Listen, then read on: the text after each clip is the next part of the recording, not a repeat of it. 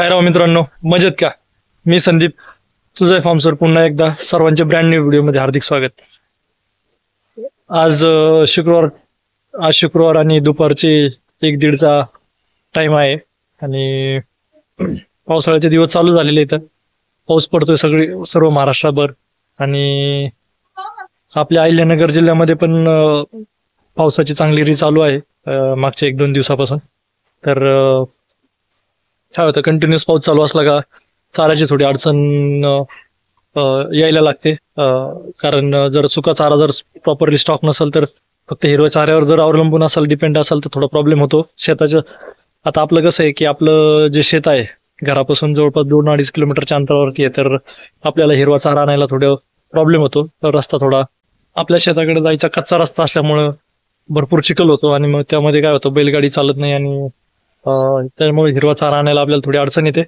पण तरी आपण काय केलेलं आहे की आपल्याकडं सुका चारा भरपूर स्टॉक करून ठेवलेला आहे आपण. मदर स्टॉक आहे आपला, तो कसा आबाद राहतो हिरवा चारा खाल्ल्यानंतर. त्याच्यामुळे हिरवा चारा मॅटर करतोच खूप चाऱ्यामध्ये. तर तो आपल्याकडे अवेलेबल पावसाळ्यात थोडा प्रॉब्लेम होतो, त्यामुळे आपण हिरवा चारा पूर्ण डिपेंड नाही राहत आणि आपण सुका चाराही स्टॉक करून ठेवलेला आहे. तर तुम्ही बघू शकता आता माझ्या मागे इथं जर बघितलं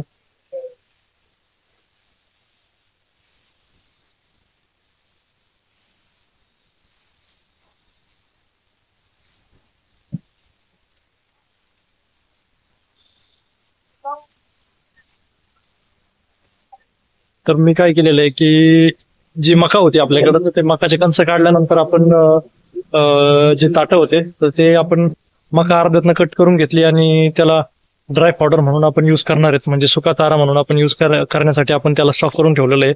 आणि आपल्याकडे थोडाफार एक 50-100 नगामध्ये कडबा पण आहे, अवेलेबल आहे आपल्याकडे. आणि तुरीचा भुस्तर आपल्याकडे ऑलरेडी 4 पिकअप आपण घेऊन ठेवलेलेच होते, त्याच्यामुळे तो पण भरपूर स्टॉक आहे. तर सुक्या चाऱ्यामध्ये आपल्याकडे सध्या भूस आहे, त्याच्यानंतर मकाचे हे जे ताटं आहेत आपण जे तोडून आणलेले ते येतं. तर ते मकाचे एक महिना 15 दिवस जातील, पण कडब्याचे 100 नग आहेत आपल्याकडं.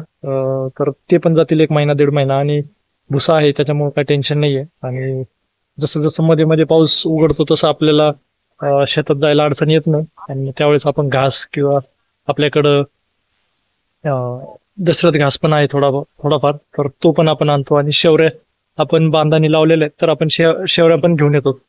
तर हे असं हिरवा आणि सुका चाऱ्याचं आपण नियोजन करून त्यांना चारा देतो. तर एक लक्षात ठेवा की आता पावसाळ्यात दिवस चालू आहे, तर पूर्ण हिरव्या चाऱ्यावर डिपेंड राहू नका. कारण काय होतं की हिरवा चारा जर जास्त दिला आपण तर त्याचं जास्तीत 70-80% तर त्याच्यात पाणीच असतं. त्याच्यामुळे काय होतं की शेळ्या जेवढं खातात ते फक्त आबाद राहतात, पण त्याचं पाणी निघून जातं शरीरातून, बरोबर आहे. तर त्यामुळं काय होतं, शेळ्या किंवा बोकड जे आहेत आपल्याकडं ते पाणी प्रॉपर पित नाहीत, तेवढं पाणी पित नाहीत. त्याच्यामुळं थोडं ड्राय मॅटर त्यांना दिलं पाहिजे, जेणेकरून पाणी ते भरपूर पिले पाहिजे, अशा हिशोबाने नियोजन केलं पाहिजे. त्याच्यामुळं पूर्णपणे ओल्या चाऱ्यावरती डिपेंड राहू नका, सुका चारा भरपूर स्टॉक करत चला.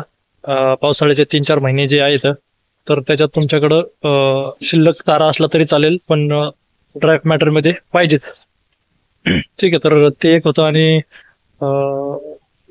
ऑन केलेलं आहे मी, तर आता मागचा व्ह्यू दिसत असेल तर याच्यात बघू शकता की आता कसं आहे, आजूबाजूला पावसामुळं भरपूर हिरव्या झाडे आणि गवत उगलेलं आहे. त्याच्यामुळं काय होतं की मच्छर माशा वगैरे आहे का यायचं प्रमाण वाढतं, आणि त्याने काय होतं की माशा चावणे, मच्छर चावणे हे प्रकार होत राहतात. त्याच्यामुळं तुमच्याकडे जर फवारणी करून घ्यायची अवेलेबल असेल तर ते फवारणी करून घेत चाला. कारण काय होतं की आपण छोट्या छोट्या गोष्टी असतात, पण ते लक्षात ठेवणं खूप गरजेचं आहे.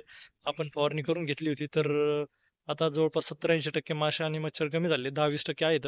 पण ते पाऊस पडल्यानंतर कसे परत परत येत राहतात. पण आपण एक 10-15 दिवसाच्या गॅपनी फवारणी घेण्याचं आपण ठरवलेलं आहे. त्याच्यामुळे 2दा फवारणी आपली ऑलरेडी झालेली आहे.